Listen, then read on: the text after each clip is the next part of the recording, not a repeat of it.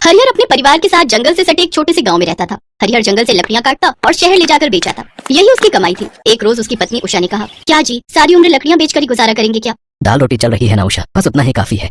ऐसे ही समय बीता। फिर एक रात अचानक उस जंगल में बहुत भयंकर आग लग गई। आग इतनी भयानक थी कि उस छोटे से गांव में भी फैल गई और लोगों के घरों तक में आग लग गई। सब अपनी जान बचाकर घरों से भागने लगे। घर में रखा सारा सामान जलकर खाक हो गया। अब हम कहाँ जाएंगे जी? जो 2 पैसे जोड़े थे वो भी जल गए। सारा जंगल जल गया, अब मैं लकड़ियां कहाँ से बेचूंगा? अगले दिन उन्होंने अपना घर साफ किया। घर के नाम पर अब उसमें ईंटें ही बची थी जिसमें वो रहने लगे। तभी उसका बड़ा दामाद घर आया और कहने लगा, पिताजी पैसे बचे हैं या वो भी जल गए? देखिए मैंने जो आपको पैसे दिए थे वो किसी से ब्याज पर लिए थे, अब उसे कैसे लौटाऊंगा? और मेरा काम भी ठीक नहीं चल रहा है तो मैं भी उसे कहाँ से दूं? नहीं बेटा, कुछ नहीं बचा, मेरे पास पैसे नहीं है। उनके पास कुछ नहीं बचा था, वो सभी भूखे थे। तभी हरिहर की बेटी सीमा की नजर अपने आंगन में बचे उस कच्चे आम के पेड़ पर जाती है। वो झट से जाती है और कुछ कच्चे आम तोड़कर ले आती है। फिर उन्हें काटकर नमक के साथ सबको खाने को देती है। वाह दीदी, ये तो बहुत स्वादिष्ट है।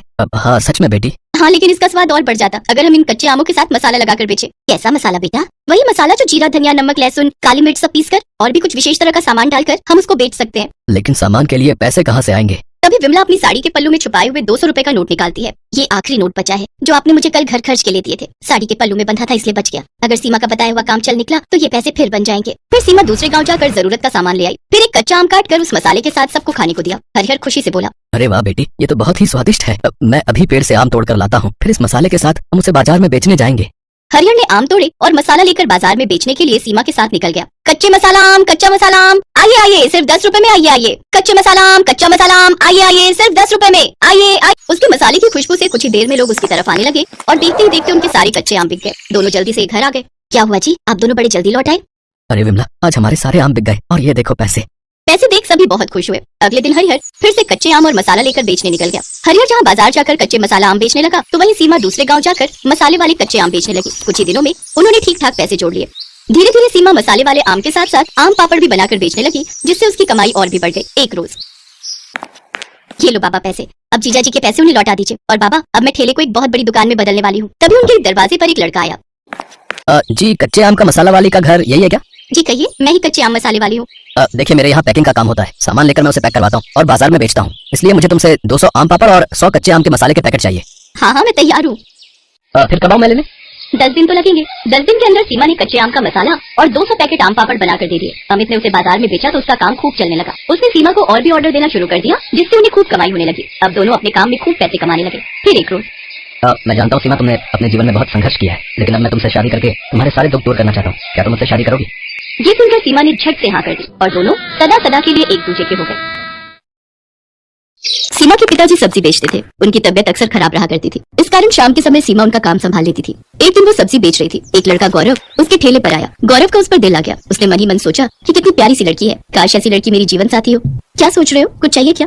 हाँ, वो मैं भूल गया था, आधा किलो पालक और आधा किलो आलू चाहिए। सीमा ने सब्जी तौल कर रख दी। अब तो गौरव रोज सीमा को देखने के बहाने से सब्जी खरीदने आने लगा। एक दिन सीमा के पिताजी से गौरव ने कहा, मैं आपकी बेटी को बहुत पसंद करता हूँ और उससे शादी करना चाहता हूँ। क्या काम करते हो? पढ़ा लिखा हूँ लेकिन अभी बेरोजगार हूँ, नौकरी ढूंढ रहा हूँ, गरीब हूँ, लेकिन आपकी बेटी को पलकों पर बिठा के रखूंगा। मुझे आपकी बेटी के अलावा कुछ नहीं चाहिए। गरीब आदमी के लिए बिना दहेज दिए बेटी का हाथ किसी के हाथ में देना बहुत बड़ी बात थी, इसलिए उन्होंने शादी के लिए हाँ कर दी। साधारण तरीके से गौरव और सीमा की शादी हो गई। आओ बहू, हमारे घर में तुम्हारा स्वागत है। सीमा ने चारों तरफ देखा। गौरव का घर ज्यादा बड़ा तो नहीं था, मगर हाँ, उसके घर से अच्छा था। उसने सरला के पैर छुए तो सरला ने ढेरों आशीर्वाद दिए। कुछ दिनों बाद गौरव को एक प्राइवेट नौकरी मिल गई, लेकिन कुछ ही महीनों बाद वो छूट गई। ऐसे कैसे काम चलेगा गौरव, कुछ काम तो करना ही पड़ेगा। बोलो क्या करूँ सीमा, है पकौड़ा तलूं? डिग्रियां लेकर भी कोई जॉब नहीं मिल रही और जो मिलती है महीने 2 महीने बाद छूट जाती है। बहू, जमा जोड़ा सब खत्म हो चुका है। इसकी नौकरी से भी क्या गुजारा है, इतने खर्चे हैं गृहस्थी के, ये भी बेचारा क्या करे। जानती हूँ माँ जी, ये भी परेशान है, लेकिन अगर ज्यादा नहीं तो थोड़े पैसों में ही कर ले। साग सब्जी का तो खर्चा निकल ही आएगा। कुछ दिनों बाद गौरव को जॉब मिल गई, लेकिन सैलरी केवल 8000 रुपए थी। इस समय पैसों की बहुत जरूरत थी, इसलिए उसने हाँ कर दी। बहू, आज खाने में क्या बनाया है? कुछ नहीं माँ जी, घर में कोई सब्जी नहीं है। मैं सोच रही थी कि मैं घर आऊँ, पापा 2-4 दिन की सब्जी तो रखी देंगे हमारे लिए। नहीं बहू, ऐसे अच्छा नहीं लगता। वैसे भी क्या कहेंगे कि खर्चा खत्म हो जाता है तो बेटी को हमारे यहाँ भेज देते हैं साग सब्जी लेने। ठीक है तो माँ जी रोटी बना दी है, मेरी मम्मी ने थोड़ा अचार दिया था, उसी से खा लेंगे। वैसे भी सब्जी के लिए पैसे नहीं है। गौरव की सैलरी भी महीने के आखिर में मिलेगी। सीमा ने खाना परोस दिया, थाली में रोटी और अचार रख दिया। अरे आज तुमने सब्जी नहीं बनाई है क्या? सब्जी के लिए पैसे नहीं है गौरव, कुछ दिन अचार से ही खानी पड़ेगी रोटी। बहू, ये अचार तो बहुत ही लाजवाब है। ये किसने बनाया? मेरी मम्मी बनाती है माँ जी, वैसे मैं भी बना लेती हूँ। आपकी सैलरी मिल जाए तो तुम भी ये अचार जरूर बनाना, सच में बहुत बढ़िया लग रहा है। मेरी मम्मी कहती है अगर एक समय को सब्जी ना मिले तो अचार से रोटी खाई जा सकती है। अरे बहू, इतना स्वादिष्ट अचार मिले तो मैं हर समय अचार के साथ ही रोटी खाऊं। उसके कुछ दिनों बाद सीमा अपनी सास से कहती है, माँ जी कुछ नींबू रखे थे, मैंने उनका अचार बनाया है, जरा ये भी चक्कर बताओ। सच में लगता है जादू है तुम दोनों माँ बेटी के हाथों में, जो कोई खाए उंगलियां चाटता ही रह जाए। एक बात कहूँ जी? हाँ कहो सीमा। क्या ये वो लगा रखा है? ठीक से कहो, क्या कहना चाहती हो? मैं सोच रही थी इस तरह के अचार बनाकर बेचना शुरू कर दूं। वैसे भी हम दोनों सास बहू घर में सारा दिन खाली तो बैठे रहते हैं। इस बहाने हमारा समय भी कट जाएगा और हमारी आमदनी भी हो जाएगी। तुम तो बड़ी समझदार हो बहू, लेकिन मुझे अचार बनाना नहीं आता। गौरव अगर हाँ कहे तो फिर मैं आपको सब सिखा दूंगी। ठीक है, इस महीने की सैलरी आने दो, फिर तुम अचार बना लेना, ठीक है? सीमा खुश हो गई। वो 1 तारीख का इंतजार करती रही। गौरव की सैलरी मिलते ही वो कुछ अचार के मसाले, आम, गाजर, मूली, नींबू खरीद लाई और फिर दिखा दी अपनी कारीगरी। उसने अपनी सास की मदद से कई तरह के खट्टे मीठे अचार बनाए। अचार तो बन गया सीमा, लेकिन तुम इसे बेचोगी कहाँ? ये तो हमने सोचा ही नहीं। हम ये अचार बाजार में बेचेंगे। और कहाँ बेचेंगे? और दोनों सास बहू अचार के डिब्बे लेकर बाजार में चली गई। अचार ले लो, अचार, आम का लो, नींबू का लो, गाजर मूली का लो। तभी एक औरत उनके पास आती है और कहती है, बहन जी कैसे दिया ये अचार? 80 रुपए किलो है। ये तो बहुत सस्ता है। 30 रुपए किलो तो आम ही हो रहे हैं। इसकी तो खुशबू से ही मुंह में पानी आ रहा है। पता नहीं खाने में कैसा होगा। पहले चेक कर देखिए फिर खरीदिए। वाह वाह, मजा आ गया। जैसी खुशबू वैसा अचार। लाओ 1 किलो दे दो। हमारी बहू प्रेग्नेंट है, खाएगी तो उसका मन अच्छा हो जाएगा। उस दिन उनका सारा अचार बिक गया। सास बहू दोनों के चेहरे खुशी से खिल गए। वैसे ज्यादा फायदा नहीं हुआ था क्योंकि अचार उन्होंने सस्ते में बेचा था, लेकिन एक उम्मीद की किरण नजर आई कि उनका काम चल निकलेगा। अगले दिन सीमा सरला से कहती है, माँ जी आप सब्जियां काटिए, तब तक मैं मसाला बनाती हूँ। बहू आज कुछ ज्यादा अचार बनाएंगे। और वो हर हफ्ते अचार बनाकर बेचने लगी और अब अचार ज्यादा बिकने लगा। सीमा ने सरला से कहा, माँ जी मेरे मन में एक विचार आ रहा है। बाजार और दुकान पर हमारे ग्राहक बढ़ते जा रहे हैं, लेकिन हमारी कोई पहचान नहीं है। क्यों ना हम अपने अचार को कोई एक पहचान दे? वो कैसे? वो ऐसे, अब हम अपना अचार खुला नहीं बेचेंगे। अब हम उसको खुद तोलकर 1 पाव, आधा किलो और 1 किलो के डिब्बे में पैक करेंगे। इसका एक नाम होगा, सास बहू का अचार। हम इसे थोक की दुकानों तक पहुंचाएंगे। देखना अगर ऐसा होगा तो हम सास बहू छा जाएंगी। लगता है मुझे भी नौकरी छोड़कर सास बहू की अचार फैक्ट्री में काम करना पड़ेगा। ये विचार भी बुरा नहीं है। पहले दुकान उसके बाद फैक्ट्री। वाह, हम लोग बहुत अमीर हो जाएंगे, है ना माँ जी? चलो चलो सपने देखना छोड़ो और अब काम पर लग जाओ, तभी सपना सच होगा। सुना है तुम दोनों बहुत अच्छा अचार बनाती हो, क्या हमें भी सिखा दोगी? हाँ सरिता, बिल्कुल सिखा देंगे। हमने अपनी दुकान खोली है जिसका नाम रखा है सास बहू का अचार। तुम अपने साथ और लड़कियां और बहुओं को भी ले आना।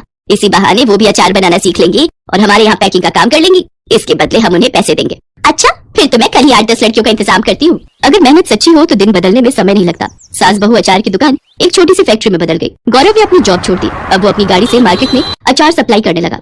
माँ मैं तो हिम्मत हार गया था, लेकिन तुम और सीमा अचार के बिजनेस को इतनी ऊंचाइयों पर ले जाओगी मैंने तो कभी सोचा भी नहीं था।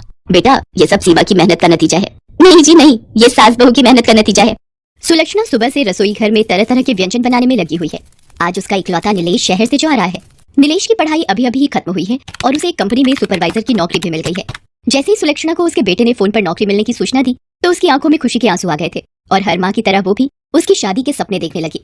भगवान का लाख लाख शुक्र है बेटा, तेरी नौकरी लग गई। अब तू जल्दी से शादी भी कर ले। क्या माँ, शादी और अभी थोड़े पैसे तो जोड़ लेने दो। फोन पर नीलेश ने अपनी माँ की बात काट दी, लेकिन सुलक्षणा ने तय कर लिया था कि जब नीलेश गांव आएगा तो उसे शादी के लिए मना लूंगी। सुलक्षणा ने लगभग सारा खाना तैयार कर लिया था। बस वो नीलेश की पसंद का अचार लाने छत पर जा रही थी, तभी उसके दरवाजे पर एक कार आकर रुकी। उस कार से नीलेश बाहर उतरा। उसे देखकर सुलक्षणा सोचने लगी, नीलेश कार से आया है, पर ये तो हमेशा बस से गाँव आता था। मुझसे कहता है कि पैसे जोड़ने हैं, लेकिन खुद बिना मतलब के ये लड़का पैसे बर्बाद करता है। अभी उसकी खबर लेती हूँ। ये सोचकर और बनावटी गुस्सा अपने चेहरे पर लाकर जैसे ही वो बाहर गई तो उसने देखा कि दुल्हन के लिबास में एक लड़की भी कार से उतरी। सुलक्षणा उस लड़की का मुंह घूर घूर कर देख रही थी और सोच रही थी, कौन है ये लड़की? कहीं नीलेश ने इससे शादी तो नहीं कर ली? लेकिन मेरे बिना वो शादी कैसे कर सकता है? सुलक्षणा के दिमाग में कई सारे प्रश्न एक साथ आ जा रहे थे, लेकिन बिना नीलेश के बताए उसे किसी का जवाब तो नहीं मिलना था। तभी नीलेश ने उस लड़की को, जिसका नाम आरती था, उससे कहा कि आरती, ये मेरी माँ है और तुम्हारी सासू माँ, इनके पैर छूकर आशीर्वाद लो। सासू माँ? ये शब्द सुनते ही सुलक्षणा के कान खड़े हो गए। उसके जहन में चल रहे सारे सवालों का जवाब उसे मिल गया था। आरती ने उसके पैर छुए। खुश रहो बेटा, खुश रहो। नीलेश अपनी माँ का चेहरा देख रहा था। उसमें वो अपनी माँ का दर्द महसूस कर सकता था। नीलेश अपनी माँ को अचानक हुई इस शादी के बारे में बताना चाहता था, लेकिन उसके पहले ही उसकी माँ ने अपने मुंह पर उंगली रखकर उसे चुप रहने का इशारा किया और उन दोनों को बाहर ही इंतजार करने को कहा। आरती और नीलेश की समझ में नहीं आ रहा था कि आखिर माँ ने उन दोनों को बाहर क्यों खड़ा कर दिया। कुछ ही देर में सुलक्षणा अपने हाथों में आरती का थाल लेकर आई, फिर बहू की आरती उतारी, फिर वो दोनों घर के अंदर आए। माँ तू नाराज तो नहीं है ना? शादी जैसा इतना बड़ा फैसला मैंने तेरे बगैर ले लिया। बिल्कुल नाराज हूँ। तुमने चुपके से शादी कर ली, अपनी माँ को भी नहीं बताया। अरे एक माँ के भी तो कुछ अरमान होते हैं। वो माँ जी, तुझसे कोई नाराजगी नहीं है बेटी, बस इस नालायक से है। सुलक्षणा की बात को सुनकर आरती का मन थोड़ा शांत हुआ। उसके बाद उन दोनों ने अपनी कहानी बतानी शुरू की। दोनों एक दूसरे को कॉलेज के समय से ही प्यार करते थे। कॉलेज खत्म होने के बाद नौकरी मिलते ही उन्होंने शादी करने का तय किया था। नीलेश को नौकरी मिल भी गई।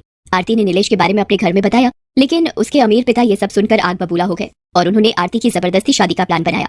वो तो ऐन वक्त पर आरती घर से भाग गई, नहीं तो वो उसकी शादी कर देते। माँ जी, इसीलिए हमें इस तरह से शादी करनी पड़ी। मुझे माफ कर देना बेटा, मुझे अब तुमसे कोई शिकायत नहीं है। उसके बाद सुलक्षणा ने खाना परोसा और सभी ने मिलकर खाया। आरती तो सुलक्षणा के हाथों के अचार की फैन हो गई। माँ जी, मैं ये अचार थोड़ा और ले लूं? मुझे बहुत पसंद आए। सच कहिए तो मैंने शहर में इतना अच्छा अचार कभी नहीं खाया। आरती की बात सुनकर सुलक्षणा मुस्कुरा कर रह गई।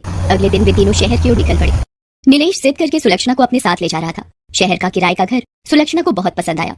नीलेश अगले दिन ऑफिस ज्वाइन करने पहुंचा, लेकिन उसे तब बहुत आश्चर्य हुआ कि उसे नौकरी से निकाल दिया गया है। नीलेश की समझ में इसका कारण नहीं आया। उसने दूसरी जगहों पर भी नौकरी की कोशिश शुरू कर दी, लेकिन उसे नौकरी नहीं मिली। दिन हफ्ते में बदले और हफ्ते महीने में, लेकिन उसकी नौकरी कहीं नहीं लगी। अब तो उसकी सारी जमा पूंजी भी खत्म हो गई थी। मकान मालिक बार बार किराए के लिए तकादा कर रहा था और इस बार तो उसने फाइनल बोल दिया था कि अगर इस महीने की 30 तारीख तक किराए के पूरे पैसे नहीं दिए तो तुम लोगों को घर से बाहर निकाल कर सारा सामान बाहर फेंक दूंगा। हाँ। असल में ये आरती के पिता के रसूख का ही परिणाम था कि नीलेश की नौकरी भी गई और उसे कहीं नई नौकरी भी नहीं मिल रही थी। अब आरती ने शादी तो कर ली थी, इसलिए वो इसमें कुछ कर तो नहीं सकते थे, लेकिन वो ये चाहते थे कि ये मुसीबतें आरती और नीलेश के रिश्ते में दरार ले आए और आरती उनके पास वापस चली आए। और ऐसा होने भी लगा था। नौकरी न मिलने के कारण नीलेश परेशान रहने लगा था और इसी परेशानी में वो आरती को जली कटी सुना देता। एक दिन तो वो शराब पीकर घर आया। जब सुलक्षणा और आरती ने इसका विरोध किया तो अब इंसान अपनी मर्जी से थोड़ा एंजॉय भी नहीं कर सकता है। हद है ये तो। मुझे ऐसी गुलामी पसंद नहीं है। ना तो आरती ने नीलेश की बात का कोई जवाब दिया और ना ही सुलक्षणा ने, क्योंकि उन्हें पता था कि नीलेश इस समय बहुत परेशान है। लेकिन एक दिन बातों बातों में आरती ने सुलक्षणा से कहा कि माँ जी, नीलेश को नौकरी नहीं मिल रही है, क्यों ना हम कुछ अपना ही काम शुरू करें। अपना? लेकिन अपना क्या? माँ जी, मुझे याद है जब मैं पहली बार आपके घर गई थी तो आपने मुझे अपने हाथ का बना अचार खिलाया था, जिसकी तारीफ करते मैं नहीं थक रही थी। क्यों ना हम वो काम शुरू करें। अगले दिन उन दोनों ने ये आइडिया नीलेश को भी दिया, लेकिन नीलेश ने उसमें कोई इंटरेस्ट नहीं दिखाया। आरती की माँ के पास बहुत पुरानी पायल पड़ी थी। उसने वो पायल बेच दी और अचार के लिए जरूरी सामान खरीद लाई। अचार बनकर तैयार हो गया। फिर दोनों सास बहू उसे बेचने निकल पड़े। किस्मत ने ऐसा साथ दिया कि अचार हाथों हाथ बिक गया और इतने पैसे आ गए कि वो घर का किराया भी दे सकते थे और नए अचार भी बना सकते थे। नीलेश जो पहले इस काम में बिल्कुल भी इंटरेस्ट नहीं दिखा रहा था, अब उसे अपने व्यवहार और गलती पर अफसोस होने लगा। बेटा, जीवन परीक्षा का नाम है। जब तक हम जीवित हैं, ये परीक्षा लेती है। इसका ये मतलब नहीं कि हम परेशान हो जाएं, दुख में हमेशा बैठे रहें, आंसू बहाते रहें, शराब पीना शुरू कर दें। जब तुम बहुत छोटे थे तब तुम्हारे पिताजी का देहांत हो गया था। मुझ पर मुसीबतों का पहाड़ टूट पड़ा था, लेकिन मैं हारी नहीं, खूब लड़ी परिस्थितियों से। आरती इतने अमीर घर से आई है, फिर भी वो तो दे रही है ना तेरा साथ इस बुरे वक्त में। हम सभी को परिस्थितियों से लड़ना होगा, तभी हमारी जीत होगी। धीरे धीरे उनके अचार की चर्चा सब जगह होने लगी। माँ जी, आपके अचार ने मार्केट में कमाल कर दिया है। जिसे देखो वो आपके अचार की चर्चा कर रहा है। आरती, जिस हिसाब से मार्केट में डिमांड बढ़ रही है ना, मुझे लगता है कि हमें कुछ लोगों को काम पर रखना होगा और शायद एक दुकान भी लेनी पड़े। उन्होंने दुकान भी किराए पर ली और कुछ लोगों को किराए पर भी रखा। सफलता का यह सिलसिला चलता ही रहा। 1 साल के भीतर उन्होंने अचार बनाने की एक फैक्ट्री भी शुरू कर दी। अब उसकी फैक्ट्री में अचार बनने लगे। उन्होंने अपने अचार के ब्रांड का नाम रखा अचार वाली। ये सब कुछ एक सपने की तरह लग रहा है ना नीलेश? अगर माँ नहीं होती तो ये सब कैसे संभव हो पाता? माँ ने कुछ नहीं किया, ये सब तुम लोगों की मेहनत और ईश्वर की कृपा का परिणाम है। आज अचार वाली और उनके अचार की चर्चा देश से लेकर विदेश में है।